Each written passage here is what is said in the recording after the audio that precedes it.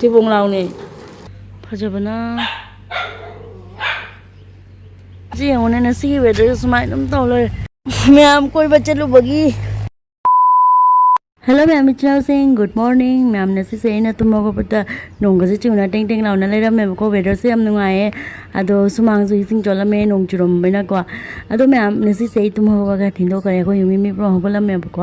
ado ma'am ai fresh oil ge hoji fresh oil balo ga mula ke ba ko kamai tawi nong chubada kamai din le le habda ma'am nasi gi vlog si go ba phangani ado se na tumago la pe masak yam na tan bai masak ne ba se ado ma'am ai luji lu zaru ge to lo ga ma'am de uchura ke ba ko makata video yang minasi तो मैं मैंने लुजलो है like पता चीज़ ना like करम बिरम में बको आदो इन्हें वीडियो जो नम हाफ चौके ना फंसा बदुका को आदो नई वीडियो जो नम जब बने आदो मैं आम चीज़ ना समाने लाइक करम बिरम में चीज़ ना लाइक करम मैंने इन्हें तो ना हो बचंगा नहीं बा फंग फंग लो चला मगा आदो आई मपांडा कमाइना मपांडा नोंगन चूरी बको इन्हें लुजलो है गा रिचांग पता नोंगन चूला है मैं तो मपांडा दो लाइक था बस मैं आम उच्चारण किया आदो मैं हमसे ना मपांड की नहीं बको मपांडा लाइक था कोई मैंने कसारे दिस माइन था नहीं बको अदो सो नोंग कने चुसिर बा मैम नोंग कने चुरी अदुना बोइस वारंट बने मखन तारो एना को अदो आई फमुंग लसलुरगे मैम एने हिपम फमुंग लसलुरगे अदो मैम आई सिदा फमुंग लसलबे चंगे को अदो फमुंग लसलबे दि मैम लुजरिगे ममांगना नत्रगना लुजल ओइगा चाखुम चंगे ममांगना फमुंग लसलबे बको एक्चुअली हाइरगे दि लुजदिङै दा फमुंग हाना लसलबनी तुम हगत को अदो मैम एना सि थेंगरनी एना चाखुम नतन होबा थेंगरनी एना हाना लुजौरेबा अदो लगे फमुंग जे लोसले चाखुम चंगे दको अदो से फमुंग से स्माइल तोरगा लोसलने बको लोसल लगे हुजितन होबा चंगे बा पाना नोंग कन्न चुरी मैम अदो ओलांग बदगी दिको स्माइल नोंग चुबै वेदर सिना फमाने न खले केन ओलांग खांग मंगम दिए बको अदो इदि अदो नि मैम हुजि ए फमुंग जे थाबा लोइदोरे थाबा लोइगा चाखुम चंगा इतन होरने बको अदो मैम आइने एक्चुअली हाइरगा दिको फमुंग जे अमुक पु थाग्रबा आई चाइबा पामदे बको अको जिचे यांगांगनि जे आई नबु फमुंग थारबा मोय कारोदनि कने ने ngange bako ai ni sa mod kila jaha taw gena but phamung mod pa se pam de bako ai tumma matam na phamung ga ku ba se tumma hekta ya de ba nuai ti wai sa da kanam to ya ba haka cha boy kanam to wai to nuai hina di bako aduna aina phamung tha bu dingi phamung je kanam ka han de bai di ko aduga akoi je ge ngang ni su ki de ba phamung je ka bai da bak ta kha ba aduni myam ai phamung se sumaina to ro ga tha ba loi re do loi ka le ta na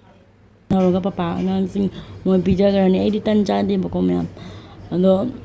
Jumana आयुगी थबक सेतानी दा नोंमगेना तौजरिबा हरि नोंग चुबैना थबक जु याम लैतेना ma'am नोंग Chuba हाइसदी दुम इमुंग मनुंगना लैदोइनी चथोकसु यादे कायदसु तौबा यादे चाक थोंगे कोन फेंगे दो तनिना नोंग चुबै थबक हाइस नत्रा अदोनी ma'am अदो ma'am दा नोंग चुबा मतमदा कमाइना युमदा दिन लेलगा लै हाबदो मैम दुनिया बाइना उच्चनिंग बसिदी मैम दको अदोने अदो मैम तुम वीडियो से मखाता ना तुम येंबियो कमाई तो नुआई तो कमेंट हाबिरो कई पुद सोई दी दिसु कमेंट तो हाबिरो अबको अदो आई जी फंग थाबा कंप्लीट होना लोइजरे ना मैं जी तन तोट के तौरेबको तन चांगबे ओके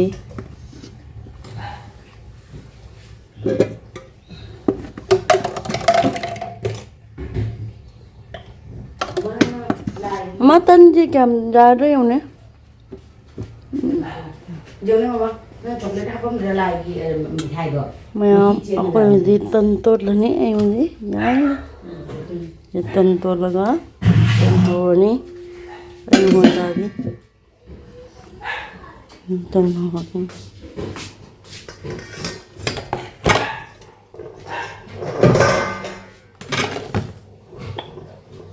तंजे तो तिंगे दा थोंबा हापने को तंजिया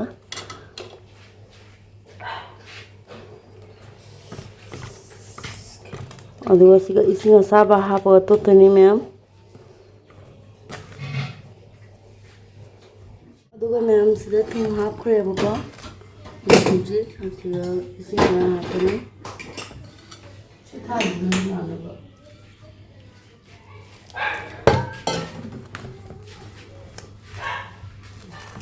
Sinta hapuga atha tore ni je nandara रिफाइल कितन सो हाफ खरे बको थाव रिफाइल थाव रो खरा हाफ खरे मोन न बटन से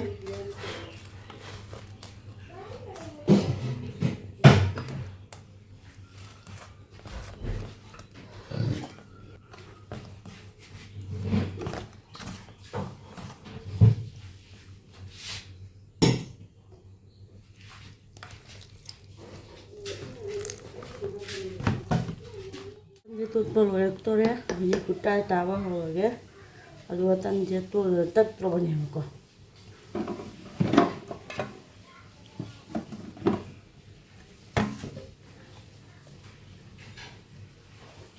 ꯁꯨꯃꯥꯏꯅ ꯇꯧꯔꯒ ꯇꯟꯁꯤ ꯀꯨꯇꯥ ꯇꯥꯗꯣꯏꯅꯤ ꯃꯌꯥꯝ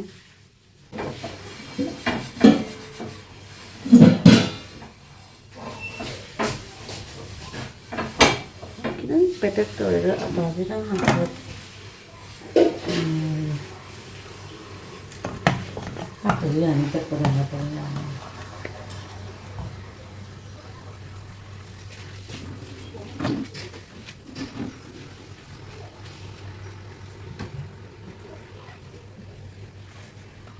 anh kita khám hỏi năm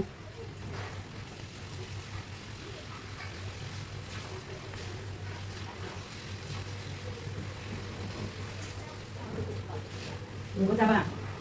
Rồi đúng không? Cái này mà nào? Nong juga na curi miyam hujai ado miyam ai sida tan tak ke tawjare ni tan je kisum yam tak pa zo haijade ba ko miyam nong na birakano hai te kamai ta ino paire sange do to birakano ko ai dum yungi ai di nom hagi dum ai na ke tawi ado miyam dum muchirak pane ado siga tan je khara pe thokare ba ai tan se ko isin kitang yam na ismana video na ma ko laga tabuk to bote yam na hai ki ya soi gidra ina ado ki bahona wanda hitang tatramali pet panate ba kitang pe thokare ado miyam asiga tanje tak pa haujare mamana sonda haurini amako ado ina sumain tawraga tae ado mayam adum video makata na yengbigo ado hai te desu comment dum haibiyo ado ni miyam hajaning bai bu ado miyam tanje sumain tae bu ko thangat pa kitang ware ba ko ine di tanje kitang pe la bain thangat pa kitang wai tre ba do ata pa pa to tae ni ba ko miyam ado ne kitang ga sing je kitang yam do kare yam na di yam da banate bo isin kitang ga ta yam se ado ne yam su dum hai di khangam ngani ba ko ata to pe isin kitang yam ni kam wai na ado yam wana tat khare batan se ko ado ni yam smaina dum tawjare ado makata na alum video yung bi yam na wing bi yam na sa ko sinyo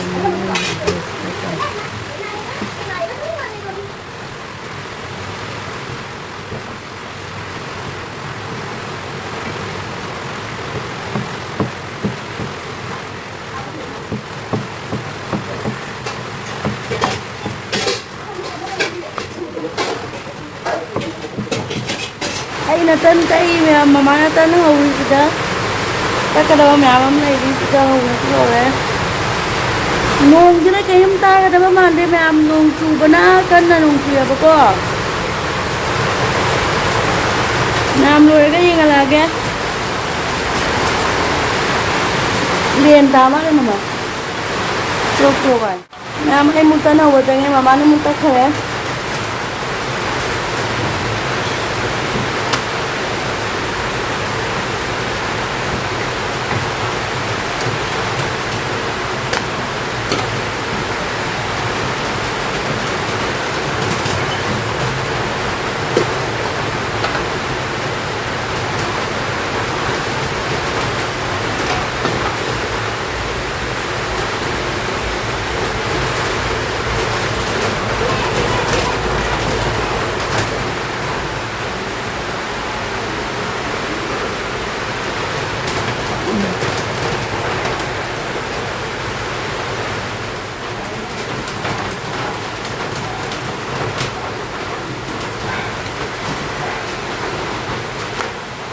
Chứ tuần ra hào rồi đi hào cái đánh hàm bố cái đấy sẽ hay dân mình ạ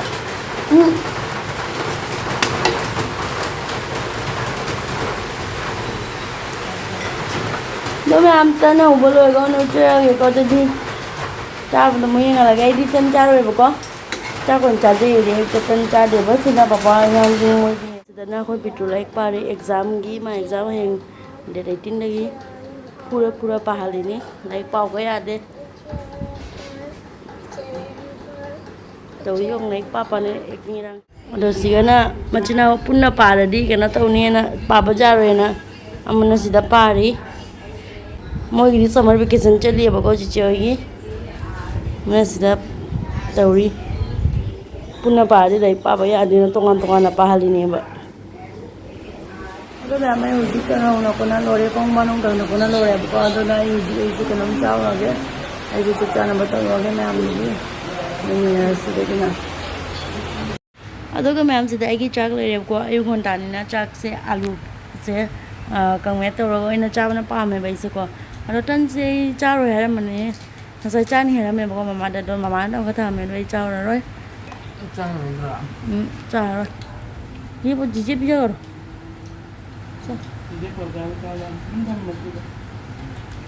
ꯌꯥꯝ ꯑꯁꯤꯅ ꯍꯦꯟꯅ ꯍꯥꯎꯅ ꯆꯥꯏꯑꯕ ꯑꯩꯗꯤ ꯁꯨꯃꯥꯏꯅ ꯀꯪꯃꯦꯠ ꯇꯧꯕ ꯑꯩ ꯌꯥꯝ ꯄꯥꯝꯖꯩꯑꯕꯀꯣ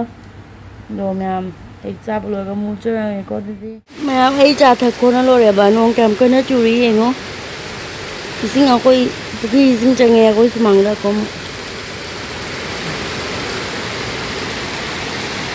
ꯅꯣꯡ ꯀꯟꯅ ꯆꯨꯔꯤ ꯃꯌꯥꯝ ꯆꯥ ꯊꯛꯄꯅ ꯂꯣꯏꯔꯦ ꯑꯩꯈꯣꯏꯗꯤ ꯆꯥ ꯊꯛ ꯂꯣꯏꯔꯛꯄꯗ ꯁꯨꯃꯥꯏꯅ ꯅꯣꯡ ꯀꯟꯅ ꯆꯨꯊꯔꯛꯑꯦꯕꯀꯣ ꯌꯥꯝ ꯀꯟꯅ ꯆꯨꯔꯤ ꯌꯦꯡꯉꯣ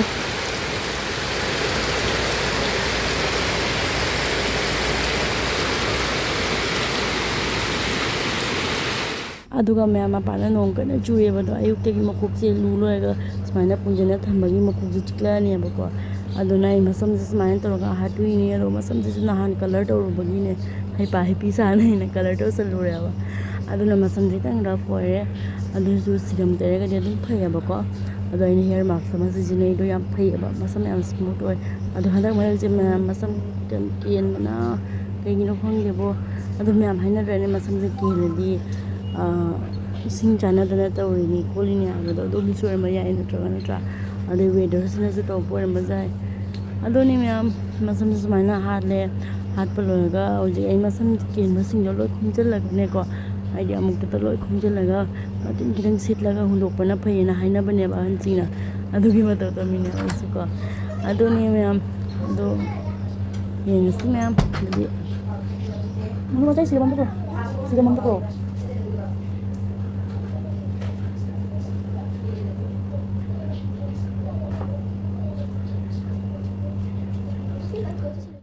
ꯃꯌꯥꯝꯁꯤꯗ ꯑꯩ ꯁꯤꯔꯝ ꯇꯩꯅꯦꯕꯀꯣ ꯁꯤ ꯏꯁꯇ꯭ꯔꯤꯠꯀꯤ ꯁꯤꯔꯝꯁꯦ ꯑꯩꯉꯣꯟꯗ ꯌꯥꯝꯅ ꯀꯥꯟꯅꯩꯌꯦꯕꯀꯣ ꯑꯩ 2018ꯗ ꯑꯍꯥꯟꯕ ꯑꯩ ꯃꯁꯝ ꯇꯤꯡꯍꯟꯒꯦꯕ ꯑꯗꯨꯗꯒꯤꯅꯦꯕ ꯑꯩꯅ ꯁꯤꯖꯤꯟꯅꯔꯤꯕ ꯁꯤꯔꯝꯁꯦ ꯃꯌꯥꯝ ꯌꯥꯝ ꯁꯥꯊꯤꯅ ꯀꯥꯟꯅꯩ ꯑꯇꯣꯞꯄ ꯃꯤꯅꯗꯤ ꯍꯥꯏꯌꯦꯕ ꯑꯩꯉꯣꯟꯗ ꯁꯤ ꯏꯁꯇ꯭ꯔꯤꯠꯀꯤ ꯁꯤꯔꯝꯁꯦ ꯀꯥꯟꯅꯗꯦ ꯐꯠꯇꯦ ꯃꯁꯝꯁꯦ ꯊꯥꯎꯔꯦꯛ ꯊꯣꯛꯄ ꯑꯗꯨꯃꯥꯏꯅ ꯇꯧꯋꯦ ꯈꯣꯠꯂꯦ ꯕꯠ ꯑꯩꯉꯣꯟꯗꯗꯤ ꯑꯗꯨꯃꯥꯏꯅ ꯇꯧꯗꯦꯕ ꯁꯤ ꯁꯤꯔꯝꯁꯦ ꯌꯥꯝꯅ ꯐꯩ ꯑꯗꯨꯒ ꯁꯤꯔꯝ ꯇꯩꯕ ꯃꯇꯝꯗꯀꯣ ꯃꯀꯣꯛꯇ ꯇꯩꯒꯅꯨ ꯍꯥꯏꯌꯦꯕ ꯂꯋꯥꯏꯗ ꯇꯩꯒꯅꯨ ꯍꯥꯏ ꯃꯁꯝꯒꯤ ꯃꯇꯣꯟꯒꯨꯝꯕꯗ ꯍꯥꯏꯗꯤ ꯅꯥꯜꯂꯒ ꯇꯩꯒꯗꯕꯅꯤ ꯑꯗꯨꯏꯗꯤ ꯃꯁꯝꯗꯣ ꯇꯦꯛꯁꯨ ꯇꯦꯛꯇꯦ ꯔꯐꯁꯨ ꯑꯣꯏꯗꯦ ꯈꯣꯠꯇꯦ ꯍꯥꯏꯌꯦꯕ ꯑꯗꯨ ꯃꯌꯥꯝ ꯑꯩ ꯂꯣꯏꯖꯔꯦ ꯍꯧꯖꯤꯛ ꯃꯁꯝ ꯇꯩꯅ ꯈꯣꯠꯅ ꯃꯌꯥꯝ ꯑꯗꯨꯅꯤ ꯃꯌꯥꯝ ꯑꯩ ꯍꯧꯖꯤꯛ ꯊꯕꯛ ꯏꯪꯈꯥꯡꯁꯨ ꯂꯣꯏꯔꯦꯕ ꯆꯥꯕ ꯊꯛꯄꯁꯨ ꯂꯣꯏꯔꯦ ꯑꯗꯨꯅ ꯃꯌꯥꯝ ꯑꯩ ꯉꯥꯛꯇꯪ ꯍꯤꯞꯄꯅꯦ ꯑꯃ ꯃꯣꯕꯥꯏꯜ ꯌꯦꯡꯉꯒꯀꯣ ꯑꯗꯣ ꯃꯌꯥꯝ ꯉꯥꯏꯍꯥꯛ ꯂꯩꯔꯒ ꯕꯥꯔꯣꯒꯤ ꯀꯩꯀꯩ ꯇꯧꯔꯤꯁꯨ ꯃꯌꯥꯝ ꯑꯃꯨꯛ ꯆꯨꯔꯛꯀꯦ ꯌꯦꯡꯃꯤꯟꯅꯁꯤ ꯃꯌꯥꯝꯗꯗꯤꯀꯣ ꯑꯗꯣ ꯃꯁꯝꯁꯦ ꯉꯥꯛꯇꯪ ꯀꯪꯍꯟꯕ ꯑꯣꯏꯅ ꯉꯥꯛꯇꯪ ꯍꯤꯞꯅ ꯃꯣꯕꯥꯏꯜ ꯌꯦꯡꯉꯒ ꯂꯩꯈꯤꯒꯦ ꯑꯗꯨꯒ ꯉꯥꯏꯍꯥꯛ ꯂꯩꯔꯒ ꯑꯃꯨꯛ ꯆꯨꯔꯛꯀꯦ ꯃꯌꯥꯝ ꯁꯤꯒꯤ ꯃꯨꯛꯁꯦ ꯊꯣꯡꯗꯣꯏꯅꯤ ꯃꯃꯥꯅ ꯍꯧꯖꯤꯛ ꯃꯃꯥ ꯊꯣꯡꯕ ꯆꯪꯉꯝꯃꯦ ꯑꯩ ꯉꯥꯛꯇꯪ ꯍꯤꯞꯄꯨꯔꯦꯕꯀꯣ ꯁꯦ ꯃꯃꯥ ꯊꯣꯡꯗꯣꯏꯅꯤ ꯆꯥꯛ ꯊꯥꯒꯠꯈ꯭ꯔꯦ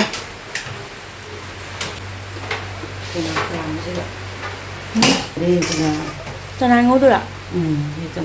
ꯆꯅꯥ ꯀꯥꯝꯃꯒ ꯉꯧꯒꯅꯦ ꯃꯌꯥꯝ ꯆꯅꯥ ꯀꯥꯝꯈ꯭ꯔꯦ ꯑꯗꯣ ꯃꯌꯥꯝ ꯑꯩꯅ ꯊꯣꯡꯗ꯭ꯔꯕꯅꯤꯅ ꯂꯣꯏꯔꯒ ꯑꯣꯏꯅ ꯌꯦꯡꯍꯜꯂꯛꯑꯒꯦ ꯃꯌꯥꯝꯗ ꯃꯃꯥ ꯊꯣꯡꯉꯦ ꯍꯧꯖꯤꯛ ꯃꯌꯥꯝ ꯇꯩꯌꯣ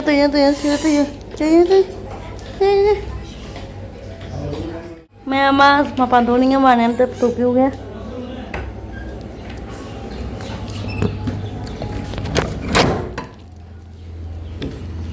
ꯇꯩꯌꯣ ꯅꯣꯡ ꯆꯨꯕꯒꯤ ꯃꯥ ꯀꯗꯥꯏ ꯆꯠꯇꯣꯏꯕ ꯍꯧꯖꯤꯛ ꯃꯥ ꯆꯣ ꯅꯣꯡ ꯆꯨꯕꯁꯦ ꯀꯨꯝꯊꯅꯤꯡꯗ꯭ꯔꯤꯕ ꯃꯥꯏꯁꯦ ꯍꯦ ꯇꯧꯅꯨ ꯂꯥꯛꯑꯣ ꯃꯄꯥꯟ ꯊꯣꯛꯀꯟꯒꯦ ꯁꯤꯖꯨ ꯇꯧꯅꯣꯕ ꯐꯠꯇꯕ ꯏꯁꯤꯡꯅꯦ ꯁꯦꯔꯨ ꯐꯠꯇꯕ ꯏꯁꯤꯡꯅꯦ ꯃꯄꯥꯟ ꯆꯠꯂꯣ ꯀꯧꯅꯣ ꯂꯦꯛꯀꯅꯣ ꯍꯥꯏꯕꯅꯤ ꯀꯔꯤꯅꯣ ꯈꯪꯗꯦ ꯃꯁꯦ ꯐꯨ ꯇꯥꯔꯦ ꯉꯁꯤ ꯅꯪ ꯑꯩꯅ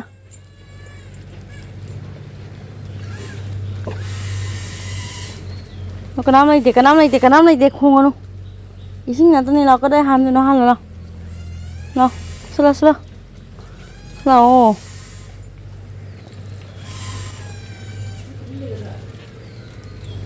tàu của nó này cái đi nó này mà xài má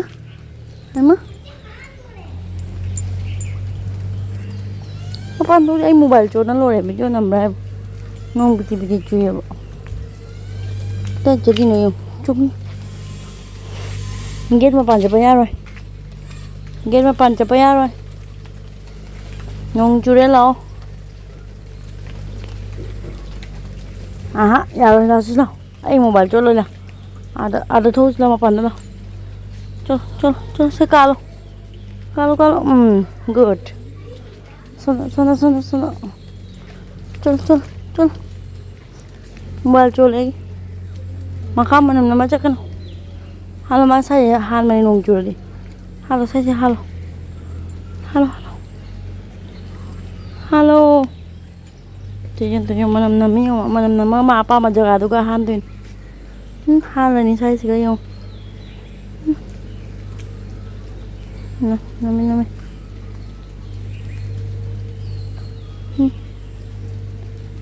nami haningnya mak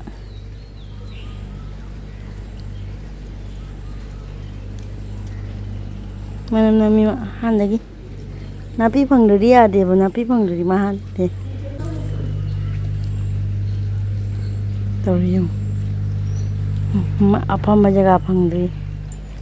halo nih ai nong choli nih cái đầu này nó mà gì nong nữa gì đã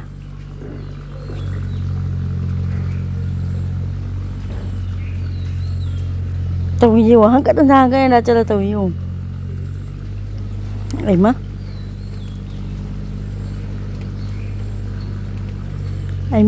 tâm giờ hát lên em ăn được cái đi đâu đi nữa nè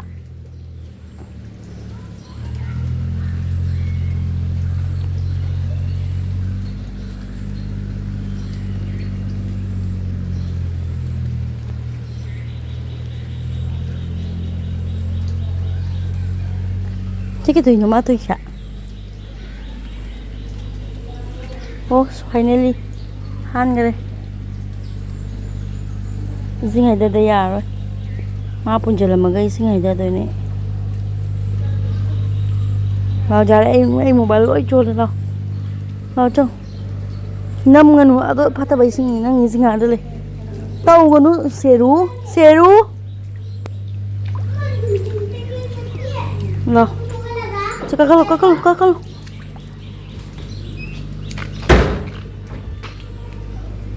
lo sudah lo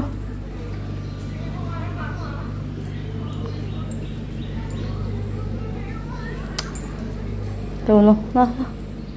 sini semua mau yang depan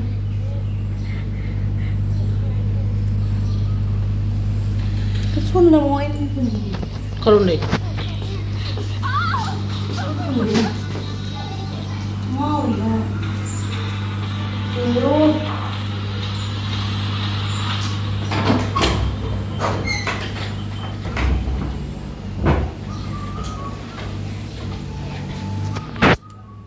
finally mama pan hwkhre kya matam changi na yo seruba mama pan hwkhre jaga de sing hai daru ke không sumang nong chu bai na kai chakani ma nong chu bai na ma pan thu ising ni myam de pukhi do ising tal la de koi sumang le ke changai ba no ising pan thu pa do ising hai dok ke na chori am khong de ga cha kani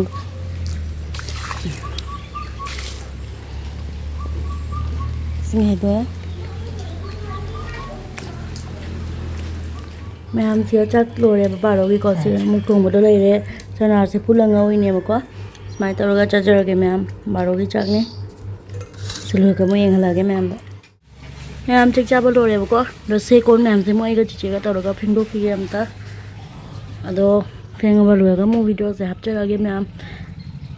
ꯑꯗꯣ ꯃꯌꯥꯝ ꯑꯌꯨꯛꯇ ꯀꯣꯟ ꯐꯦꯡꯅ ꯀꯣꯟꯅ ꯂꯣꯏꯔꯦꯕꯀꯣ ꯑꯗꯣ ꯅꯣꯡꯁꯨ ꯀꯟꯅ ꯆꯨꯔꯦꯕ ꯅꯣꯡ ꯆꯨꯕꯅꯤꯅ ꯊꯕꯛꯁꯦ ꯀꯩꯁꯨ ꯌꯥꯝꯅ ꯊꯣꯏꯗꯣꯛꯄ ꯍꯦꯟꯗꯣꯛꯄ ꯂꯩꯇꯦꯕꯀꯣ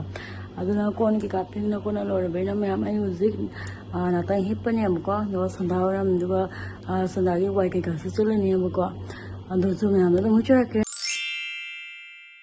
ꯑꯗꯣ ꯃꯌꯥꯝ ꯑꯩ ꯍꯧꯒꯠꯂꯦ ꯅꯣꯡꯁꯦ ꯈꯤꯇꯪ ꯐꯔꯝꯃꯦꯕꯀꯣ ꯐꯔꯝ ꯑꯗꯨꯒ ꯑꯩꯅ ꯑꯩꯈꯣꯏꯒꯤ ꯆꯦꯅꯨꯗꯣ ꯃꯄꯥꯟ ꯊꯣꯛꯄ ꯄꯨꯖꯟꯕꯤꯌꯨꯔꯦ ꯃꯥ ꯈꯣꯡꯉꯛꯑꯦꯕꯀꯣ ꯋꯦꯗꯔꯁꯦ ꯁꯨꯃꯥꯏꯅ ꯑꯗꯨꯝ ꯂꯩꯔꯦꯅꯦ ꯁꯤꯗꯤ ꯅꯍꯥꯁꯦ ꯑꯃ ꯁꯨꯃꯥꯏꯅ ꯑꯗꯨꯝ ꯇꯧꯅꯀꯣ ꯁꯨꯃꯥꯡꯒꯁꯦ ꯏꯁꯤꯡ ꯉꯥꯛꯇ ꯂꯣꯏꯔꯦ ꯃꯌꯥꯝ ꯑꯁ ꯑꯗꯨꯅꯦ ꯃꯌꯥꯝ ꯇꯣꯇꯪ ꯇꯨꯝꯊꯔꯨꯔꯦꯕꯀꯣ ꯑꯗꯣ ꯍꯧꯖꯤꯛ ꯃꯃꯥ ꯇꯨꯂꯁꯤꯕꯣꯡꯗ ꯇꯨꯂꯁꯤ ꯊꯥꯅꯤ ꯍꯥꯏꯌꯦꯕꯀꯣ ꯑꯗꯣ ꯃꯌꯥꯝ ꯃꯃꯥ ꯇꯨꯂꯁꯤ ꯊꯥꯅꯤ ꯍꯥꯏꯌꯦꯕꯀꯣ ꯑꯗꯨꯁꯨ ꯃꯌꯥꯝꯗ ꯌꯦꯡꯍꯜꯂꯒꯦ ꯀꯃꯥꯏꯅ ꯊꯥꯏ ꯍꯥꯏꯕꯗꯣ ꯃꯌꯥꯝꯗꯗꯤ ꯌꯦꯡꯃꯤꯟꯅꯁꯦꯕꯀꯣ ꯇꯟꯕꯅꯁꯨ ꯂꯣꯏꯔꯦ ꯇꯨꯝ ꯍꯧꯒꯠꯂꯛꯄꯒꯤꯅ ꯃꯃꯥ ꯇꯨꯂꯁꯤ ꯊꯥꯈꯤꯗꯣꯔꯦ ꯃꯌꯥꯝ ꯌꯦꯡꯍꯜꯂꯛꯀꯦ ꯃꯌꯥꯝꯗꯣ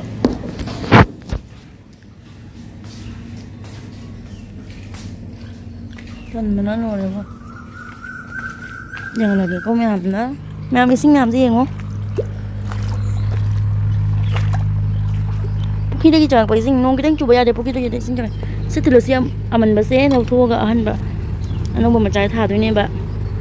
ꯁꯤꯁꯦ ꯃꯅꯥ ꯑꯃꯐꯥꯎ ꯌꯥꯎꯗ꯭रेꯕ ꯂꯤꯔꯦꯕꯀꯣ ꯅꯠꯇ꯭ꯔ ꯃꯥ ꯀꯃꯥꯏꯅ ꯇꯧꯋꯤ ꯍꯥ ꯀꯩꯅꯣ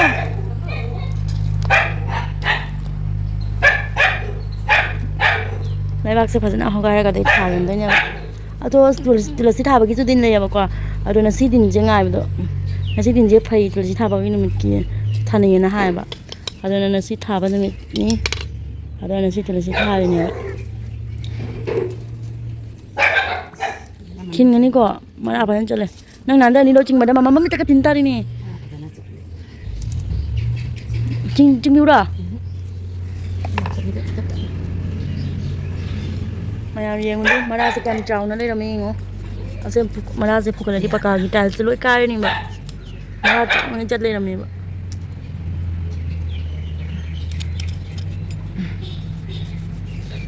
ꯁꯤ ꯐꯨꯛꯇꯣꯛꯑꯒ ꯃꯌꯥꯝ ꯁꯨꯃꯥꯏꯅ ꯇꯧꯔ ꯐꯨꯛꯇꯣꯛꯑꯒ ꯁꯤ ꯃꯆꯥꯁꯦ ꯊꯥꯖꯤꯟꯗꯣꯏꯅꯦ ꯃꯆꯥꯁꯤꯒꯩ ꯆꯥꯎꯔꯛꯇꯣꯏꯅꯦꯕꯀꯣ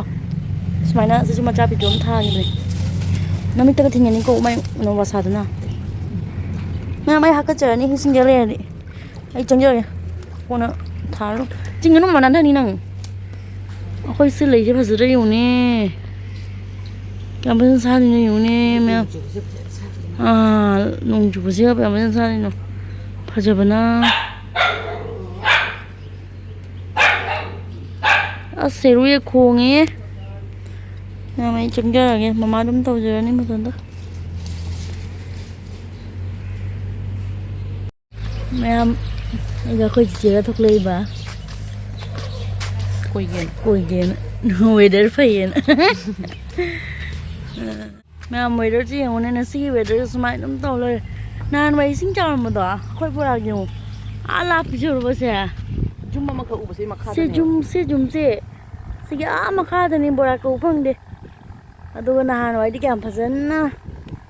ꯏꯁꯤꯡꯒ ꯆꯥꯎꯔꯝꯃꯤꯅꯣ ꯁꯤ ꯌꯧꯅ ꯂꯥꯛꯑꯕꯅꯤ ꯑꯗꯨꯅꯤ ꯃꯌꯥꯝ ꯀꯣꯏꯕ ꯆꯠꯂꯨꯕꯒꯤ ꯁꯟꯗꯥꯒꯤ ꯆꯥꯅꯕ ꯑꯆꯥꯄꯣꯠ ꯂꯩꯔ ꯄꯨꯜꯂꯛꯑꯦ ꯁꯦꯟ ꯃꯤꯛꯁ ꯇꯧꯔ ꯆꯥꯗꯣꯏꯅꯤ ꯌꯥꯝ ꯌꯦꯡꯍꯜꯂꯛꯀꯦ ꯃꯌꯥꯝꯗꯁꯨ ꯍꯣꯔꯦꯟ ꯑꯗꯣ ꯃꯌꯥꯝ ꯑꯩꯅ ꯍꯜꯂꯛꯄꯗ ꯃꯃꯥꯅ ꯋꯥꯏ ꯁꯤꯠꯅ ꯂꯣꯏꯔꯝꯃꯦꯕꯀꯣ ꯑꯗꯨꯅ ꯑꯩ ꯁꯤꯠꯇ꯭ꯔꯁꯨ ꯌꯥꯔꯦ ꯑꯩꯈꯣꯏ ꯄꯤꯇ꯭ꯔꯨ ꯇꯨꯝꯃꯤꯗ ꯅꯨꯡꯁꯤꯗ ꯌꯦꯡꯉꯨ ꯇꯨꯝꯃꯤꯅꯦ ꯃꯌꯥꯝ ꯄꯤꯇ꯭ꯔꯨꯁꯨ ꯍꯧꯒꯠꯇ꯭ꯔꯤ ꯁꯨꯊꯥ ꯇꯥꯁꯜꯂꯛꯑꯦꯕꯀꯣ ꯑꯗꯣ ꯃꯌꯥꯝ ꯁꯟꯗꯥꯒꯤ ꯑꯆꯥꯄꯣꯠ ꯆꯥꯕꯗꯣ ꯑꯃꯨꯛ ꯆꯠꯂꯒꯦ ꯃꯌꯥꯝꯗ ꯑꯗꯨ ꯃꯌꯥꯝꯁꯤꯗ ꯑꯩꯒ ꯆꯤꯆꯦꯒ ꯕꯖꯥꯔꯗ ꯂꯥꯛꯏꯅꯦꯕꯀꯣ ꯕꯖꯥꯔꯗ ꯂꯥꯛꯏꯁꯦ ꯑꯆꯥꯅꯛ ꯂꯥꯛꯏꯅꯤ ꯃꯝꯃꯦꯕ ꯑꯩꯈꯣꯏ ꯂꯥꯛꯄ ꯃꯇꯝꯗꯀꯣ ꯑꯗꯣ ꯁꯤꯗ ꯉꯥ ꯃꯐꯝꯗ ꯆꯪꯉꯦꯕꯀꯣ ꯉꯥꯒꯤ ꯆꯤꯆꯦꯅ ꯉꯥ ꯃꯔꯨꯝ ꯈꯤꯇꯪ ꯌꯦꯡꯈꯤꯁꯤ ꯉꯥ ꯃꯔꯨꯝ ꯂꯧꯈꯤꯁꯤꯅ ꯑꯗꯣ ꯃꯌꯥꯝꯁꯤꯗ ꯉꯥ ꯃꯌꯥꯝꯁꯦ ꯌꯦꯡꯉꯣ ꯀꯌꯥꯝ ꯑꯆꯧ ꯑꯆꯧꯕ ꯉꯥ ꯅꯠꯇꯅꯣ ꯃꯌꯥꯝ ꯑꯩ ꯃꯃꯤꯡꯗꯤ ꯑꯃꯨꯛ ꯈꯪꯗꯦ ꯉꯥꯁꯤꯡꯁꯤꯒꯤꯀꯣ ꯉꯥꯁꯤꯡꯁꯦ ꯑꯩꯅ ꯈꯪꯉꯤꯁꯦ ꯆꯥꯕꯗ ꯈꯪꯉꯤꯁꯦꯀꯣ ꯉꯥꯁꯤꯡꯕꯥꯎ ꯂꯤꯁꯥ ꯁꯩꯔꯦꯡ ꯆꯥꯕꯗꯨꯗꯤ ꯂꯣꯏ ꯈꯪꯉꯦꯕ ꯑꯗꯣ ꯃꯁꯛ ꯑꯣꯏꯅ ꯎꯔꯒ ꯉꯥ ꯃꯁꯛ ꯑꯃꯨꯛ ꯈꯪꯗꯦꯕ ꯑꯩꯁꯦꯀꯣ ꯑꯗꯣ ꯁꯤꯗ ꯆꯤꯆꯦ ꯉꯥ ꯃꯔꯨꯝ ꯍꯪꯅꯔꯤ ꯃꯌꯥꯝ ꯑꯗꯣ ꯉꯥ ꯃꯔꯨꯝꯁꯦ ꯈꯪꯗꯦ ꯇꯥꯡꯉꯤꯔ ꯍꯣꯡꯉꯤꯔ ꯑꯩꯁꯨ ꯂꯩꯗ꯭ꯔꯤꯕꯩꯅ ꯈꯪꯗꯦ ꯆꯤꯆꯦꯁꯨ ꯂꯩꯗ꯭ꯔꯤꯕꯩꯅ ꯈꯪꯗꯦꯕꯀꯣ ꯑꯗꯨꯅ ꯆꯤꯆꯦꯅ ꯑꯩꯉꯣꯟꯗ ꯑꯃꯨꯛ ꯍꯪꯖꯤꯜꯂꯦꯕ ꯉꯥ ꯃꯔꯨꯝꯁꯦ ꯍꯣꯡꯉꯤꯔ ꯇꯥꯡꯉꯤꯔ ꯍꯥꯏꯅ ꯑꯩꯅ ꯑꯩ ꯈꯪꯗꯦꯅ ꯑꯗꯣ ꯃꯌꯥꯝ ꯁꯤꯒ ꯉꯥ ꯃꯔꯨꯝ ꯂꯧꯗꯒꯤ ꯆꯤꯆꯦꯅ ꯉꯥ ꯃꯔꯨꯝ ꯑꯐꯕ ꯌꯦꯡꯉꯦꯕꯀꯣ ꯑꯗꯣ ꯁꯤ ꯂꯣꯏꯔꯒ ꯑꯃꯨꯛ ꯕꯖꯥꯔ ꯍꯤꯟꯖꯥꯡ ꯅꯥꯄꯤ ꯌꯣꯟꯕ ꯃꯔꯛꯇ ꯑꯃꯨꯛ ꯆꯪꯉꯨꯗꯣꯏꯅꯤ ꯀꯩꯀꯩꯅꯣ ꯂꯧꯒꯅꯤ ꯍꯥꯏ ꯍꯤꯟꯖꯥꯡ ꯅꯥꯄꯤꯗ ꯑꯃꯨꯛꯀꯣ ꯑꯗꯣ ꯅꯣꯡ ꯆꯨꯕꯩꯅꯅꯦ ꯂꯝꯕꯦꯟꯁꯨ ꯅꯨꯡꯉꯥꯏꯇꯕꯅ ꯂꯩꯈꯣꯝ ꯉꯥꯛꯇ ꯄꯦꯠꯄꯅ ꯈꯪꯉꯕ ꯃꯌꯥꯝ ꯕꯖꯥꯔꯗꯒ ꯆꯠꯄ ꯌꯥꯕꯅ ꯑꯩꯗꯤ ꯇꯟꯕꯅ ꯑꯩꯗꯤ ꯁꯨꯝꯕ ꯕꯖꯥꯔ ꯈꯔ ꯆꯠꯄꯁꯦ ꯌꯥꯝ ꯇꯟꯖꯩꯌꯦꯕ ꯀꯩꯒꯤꯅꯣ ꯈꯪꯗꯦ ꯑꯅꯝꯕꯅ ꯆꯤꯆꯦ ꯑꯩꯒꯤ ꯆꯤꯆꯦ ꯑꯍꯟꯁꯤꯒ ꯂꯥꯛꯑꯗꯤ ꯃꯥ ꯍꯦꯛꯇ ꯆꯪꯁꯤ ꯈꯣꯠꯁꯤ ꯍꯥꯏꯌꯦꯕꯀோ ꯑꯗꯨꯅ ꯆꯪꯉꯦ ꯃꯥꯗꯤ ꯅꯍꯥꯟꯗꯒꯤꯁꯨ ꯉꯥ ꯃꯔꯨꯝ ꯊꯤꯔꯛꯏꯅꯦꯕꯀോ ꯑꯗꯣ ꯌꯥꯝ ꯌꯦꯡꯉꯨꯅꯦ ꯂꯩꯈꯣꯝꯅꯇ ꯄꯦꯠꯄꯅ ꯑꯗꯣ ꯁꯣꯝꯒꯤ ꯕꯖꯥꯔꯁꯤꯗ ꯆꯪꯉꯨꯗꯣꯏꯅꯤ ꯉꯥ ꯃꯔꯨꯝꯁꯦ ꯂꯧꯕ ꯂꯣꯏꯔꯒ ꯑꯗꯨ ꯃꯌꯥꯝꯁꯤꯗ ꯕꯖꯥꯔꯗ ꯑꯃꯨꯛ ꯂꯥꯛꯑꯦ ꯕꯖꯥꯔꯗ ꯂꯥꯛꯑꯒ ꯍꯧꯖꯤꯛ ꯍꯤꯟꯖꯥꯡ ꯅꯥꯄꯤ ꯈꯤꯇꯪ ꯑꯃꯨꯛ ꯂꯧꯒꯦꯅ ꯇꯧꯔꯦꯕꯀꯣ ꯑꯗꯣ ꯍꯤꯟꯖꯥꯡ ꯅꯥꯄꯤꯁꯤꯡꯁꯦ ꯌꯦꯡꯕꯗꯗꯤ ꯌꯥꯝ ꯐꯖꯕꯅ ꯑꯗꯣ ꯑꯩꯅ ꯆꯥꯒꯗꯕ ꯈꯥꯏꯕꯣꯝꯅꯤ ꯁꯤꯗ ꯆꯥꯕ ꯑꯃꯨꯛ ꯌꯥꯎꯗꯦ ꯆꯥꯗꯕꯅ ꯅꯝꯃꯦꯕ ꯁꯤꯗ ꯌꯥꯎꯔꯤ ꯍꯤꯟꯖꯥꯡ ꯅꯥꯄꯤꯁꯤꯡꯁꯤꯒ ꯑꯗꯨꯅꯤ ꯃꯌꯥꯝꯁꯤ ꯂꯣꯏꯔꯒ ꯑꯩꯈꯣꯏ ꯍꯧꯖꯤꯛ ꯍꯜꯂꯅꯤꯕ ꯂꯣꯏꯔꯦ ꯊꯕꯛ ꯑꯇꯩ ꯀꯩꯝ ꯂꯩꯇ꯭ꯔꯦ ꯑꯗꯣ ꯃꯌꯥꯝ ꯑꯩꯈꯣꯏ ꯁꯤꯗ ꯌꯨꯝ ꯍꯜꯂꯦ ꯃꯌꯥꯝ ꯑꯣꯇꯣ ꯇꯣꯡꯉꯦ ꯒꯥꯔꯤ ꯇꯣꯡꯉꯦꯕꯀꯣ ꯌꯨꯝꯒꯤ ꯑꯗꯣ ꯑꯩ ꯌꯨꯝ ꯌꯧꯔꯒ ꯑꯃꯨꯛ ꯆꯠꯂꯒꯦ ꯃꯌꯥꯝ ꯑꯗꯨꯗꯤ ꯌꯦꯡꯃꯤꯟꯅꯔꯁꯤꯀꯣ ꯃꯌꯥꯝ ꯁꯤꯗ ꯂꯩꯔꯦ ꯉꯁꯥꯏ ꯂꯩꯔꯛꯄ ꯑꯆꯥꯄꯣꯠꯇꯣ ꯑꯩ ꯕꯖꯥꯔꯗꯩ ꯍꯜꯂꯛꯑꯦꯕ ꯑꯗꯨꯒ ꯃꯤꯛꯆꯔꯁꯦ ꯆꯥꯒꯦ ꯇꯧꯋꯤꯅꯤ ꯆꯤꯆꯦ ꯍꯣꯏꯒ ꯃꯌꯥꯝꯁꯦ ꯆꯥꯕ ꯂꯣꯏꯕ ꯃꯃꯥꯒ ꯄꯨꯟꯅ ꯆꯥꯛ ꯊꯣꯡꯃꯤꯟꯅꯔꯨꯔꯒꯦ ꯅꯣꯡꯃꯨꯛ ꯌꯦꯡꯍꯜꯂꯛꯑꯒꯦ ꯃꯌꯥꯝꯗꯗꯤꯀꯣ ꯉꯥꯛꯇꯪ ꯆꯥꯈꯤꯒꯦ ꯋꯥꯕꯅ ꯂꯣꯏꯔꯦ ꯃꯌꯥꯝ ꯈꯣꯏꯗꯨꯝ ꯌꯥꯝ ꯍꯥꯎꯔꯦ वन हाँ हावड़ा ना मोबाइल ना हावड़ा हिंदी इंग्लिश तो होता टेस्टी है कोई ना चारी में नंग चादर बबिट्रू कोई कोई चल apa मिक्सर चाबो लो कम खोई दुम चायो मैम अंगा Tibong lao này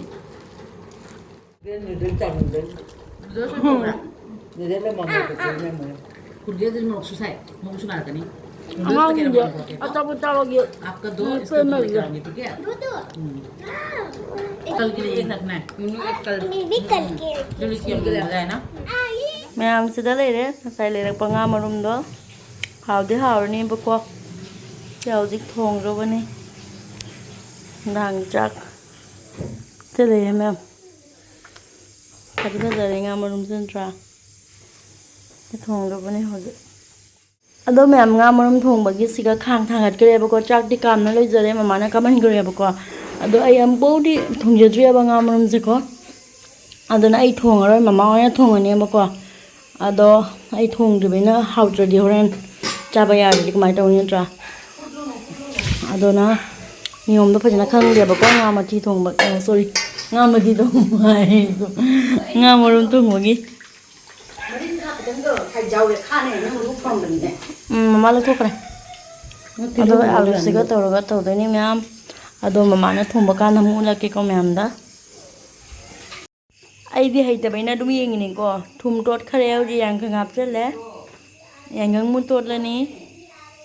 khangdabaina ri mai recipe je yeng mathau lagi dana ngamam du ji pajana tot khare maroi ka hapna bra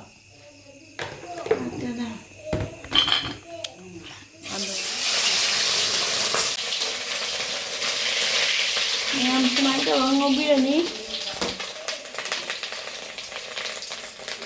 nung draga asi dum sing sa da ti ro ga kana to bu ya ai di ngobura haw ne to ni ngobura haw ngura ma le ji ngam semai to ngowe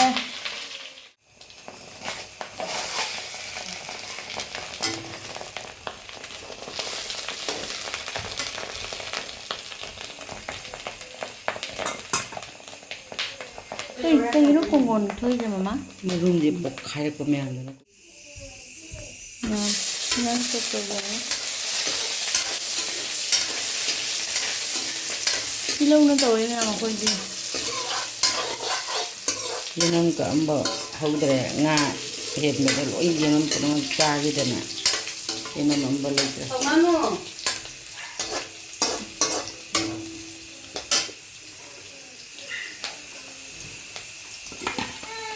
चल लगे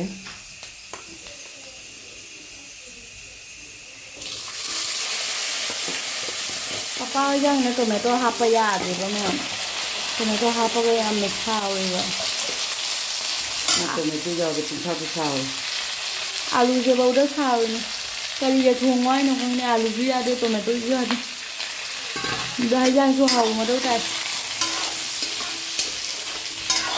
ꯁꯨꯃꯥꯏꯅ ꯇꯧꯔꯒ ꯊꯣꯡꯉꯦ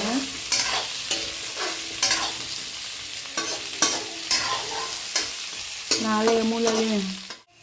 ꯍꯧꯖꯤꯛ ꯃꯌꯥꯝ ꯃꯆꯨ ꯃꯔꯣꯏ ꯃꯣꯔꯣꯛ ꯊꯥꯛꯆꯤꯜꯂꯅꯦꯕꯀꯣ ꯄꯨꯟꯅ ꯑꯗꯨꯝ ꯊꯛꯆꯤꯜꯂ ꯊꯛꯆꯤꯜꯂ ꯄꯨꯟꯅ ꯑꯗꯨꯝ ꯊꯥꯛꯆꯤꯜꯂꯣ ꯀꯤꯔꯨꯔꯦ ꯁꯅꯥꯃꯅꯤ ꯂꯥꯛꯄꯗꯣ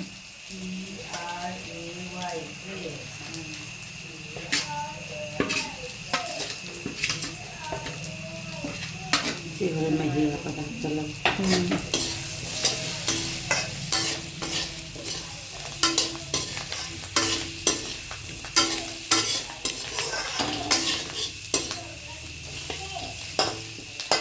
ꯃꯌꯥꯝ ꯁꯤꯅ ꯉꯧꯔꯒ ꯏꯁꯤꯡ ꯍꯥꯞꯇꯣꯏꯅꯤ ꯑꯗꯣ ꯍꯣꯔꯦꯟꯅꯁꯨ ꯏꯁꯤꯡ ꯍꯥꯞꯄ ꯂꯣꯏꯔꯒ ꯉꯥ ꯃꯔꯨꯝ ꯊꯥꯗꯔꯝꯗꯥꯏꯗ ꯑꯃꯨꯛ ꯆꯨꯔꯛꯑꯒꯦ ꯃꯌꯥꯝ ꯌꯥꯝꯅ ꯁꯤꯝꯄꯜꯗ ꯊꯣꯡꯉꯤꯅꯦ ꯑꯩꯈꯣꯏꯒꯤꯁꯦꯀꯣ ꯑꯗꯨꯅꯤ ꯃꯌꯥꯝ ꯍꯤꯡꯗ ꯌꯥꯗꯕꯩ ꯆꯥꯕ ꯍꯥꯏꯗꯣ ꯑꯩꯈꯣꯏꯒꯤꯁꯤꯅꯦꯕ ꯍꯤꯡꯕꯩꯗꯃꯛ ꯆꯥꯕ ꯍꯥꯏꯗꯣ ꯀꯩꯅꯣꯗꯤ ꯃꯨꯁꯂꯥ ꯃꯔꯣꯏꯗꯣ ꯌꯥꯝꯅ ꯆꯥꯕ ꯌꯥꯗꯕꯩꯅꯅꯦ ꯑꯗꯩ ꯇꯣꯃꯦꯇꯣ ꯐꯪꯉꯦ ꯍꯥꯞꯄ ꯌꯥꯗꯦ ꯁꯤꯜꯂꯦꯅ ꯑꯗꯩ ꯅꯨꯡ ꯂꯩꯕꯨ ꯍꯥꯏꯕꯅꯦ ꯆꯥꯕ ꯐꯠꯇꯦꯕꯨ ꯍꯥꯏꯕꯅꯦ ꯄꯄꯥꯁꯤꯅꯀꯣ ꯑꯗꯣ ꯑꯥꯂꯨꯁꯦ ꯐꯧꯗ ꯉꯥꯡꯉꯤꯅꯤ ꯅꯣꯏ ꯑꯥꯂꯨ ꯆꯥꯃꯟꯅ ꯒꯦꯁꯇ꯭रिꯛ ꯅꯥꯔꯤꯅꯤ ꯗꯣ ꯇꯧꯔꯤꯅꯤꯅ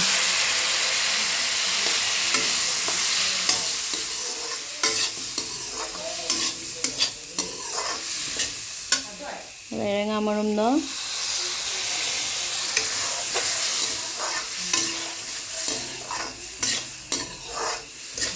ꯉꯥ ꯃꯔꯨꯝ ꯍꯥꯞꯄꯗ ꯃꯨꯟꯖꯔꯒꯦ ꯑꯗꯨꯗꯤ ꯃꯌꯥꯝ ꯍꯥꯞꯈ꯭ꯔꯦ ꯃꯔꯨꯝ ꯍꯥꯞꯈ꯭ꯔꯦꯕꯀꯣ ꯍꯧꯖꯤꯛꯁꯤ ꯃꯥꯏ ꯀꯩꯅꯣꯗꯨꯒ ꯉꯁꯥꯏꯒꯤ ꯃꯁꯂꯥ ꯈꯔ ꯇꯣꯠꯍꯧꯕꯗꯨꯗ ꯃꯍꯤ ꯁꯦꯝꯂꯒ ꯍꯥꯞꯆꯤꯟꯗꯣꯏꯅꯦꯕ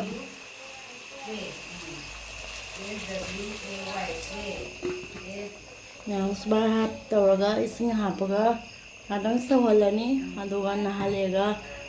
ꯃꯌꯥꯝ ꯊꯥꯡꯖꯔꯅꯤ ꯂꯣꯏꯔꯒ ꯎꯠꯂꯛꯑꯒꯦ ꯑꯗꯨꯗꯤ ꯃꯌꯥꯝ ꯍꯩꯖꯥꯡꯗꯣ ꯁꯤꯗ ꯂꯩꯔꯦ ꯁꯧꯔꯤ ꯃꯌꯥꯝ ꯃꯅꯨꯡꯁꯦ ꯍꯥꯎꯋꯦꯀꯣ ꯍꯥꯎꯔꯅꯤ ꯉꯥ ꯃꯔꯨꯝꯁꯦ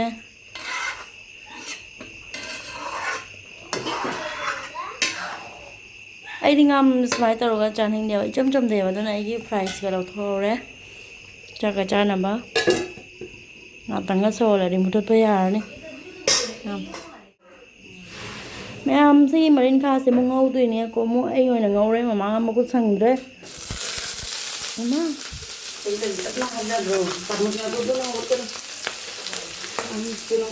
ꯐꯔꯦꯅꯦ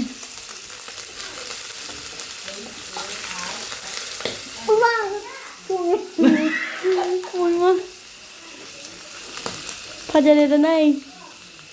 ꯄꯣꯛꯈꯥꯏꯔꯛꯏꯅꯦꯁꯦ ꯑꯩ ꯃꯔꯤꯡꯈꯥꯁꯦ ꯑꯩꯗꯤꯅꯦ ꯇꯦꯡꯀꯣꯠꯇꯅꯦ ꯁꯨꯃꯥꯏꯅ ꯗꯥꯏꯔꯦꯛ ꯍꯥꯞꯆꯤꯜꯂꯒ ꯉꯧꯕꯗꯨꯅ ꯍꯥꯎꯋꯦꯕ ꯑꯗꯨꯃꯥꯏꯅ ꯆꯥꯏꯌꯦꯕ ꯑꯩꯗꯤ ꯇꯦꯡꯀꯣꯠꯇ ꯍꯥꯞꯆꯤꯜꯂꯒ ꯆꯥꯏꯕꯗꯣ ꯃꯥ ꯊꯨꯝ ꯍꯥꯞꯀꯗ꯭ꯔꯥ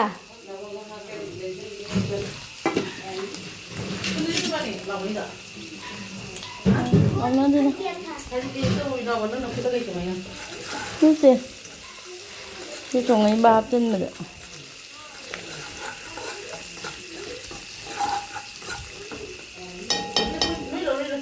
hwkhre hwkhre akhoi lori đây là cái Mesti kita ni kalau kita macam, mula kita macam ni lah. apa ya Apa yang mesti kita macam, mula kita macam, kita ni, ya. चम्मच तो कटा खाबो या तो वना तो सुधारी वनी खाने है ने वना चम्मच ना वना ओचरी नहीं मैं आई दी पामना nga marin ka ngobose chumna sumaina atopa khamen ngobodo hinade khamen chada bai khamen chade bai khamen charaga ka chai mai nga marin ka yam na ni da mama nga main tha se mot pa to ti ham na le ba faltu por yau di ba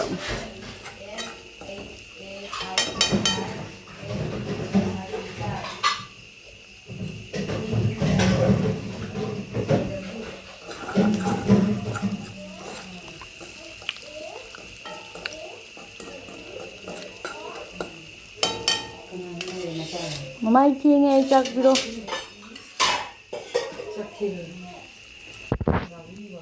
nhắm cái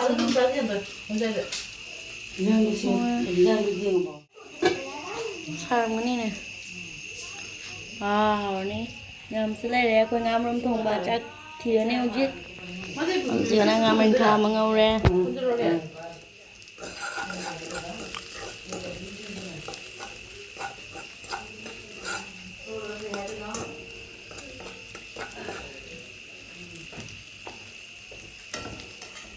ai sih pun yang pamit, macam log. Kagak ada masak mandi ngamen kasa. Ngamen dari cak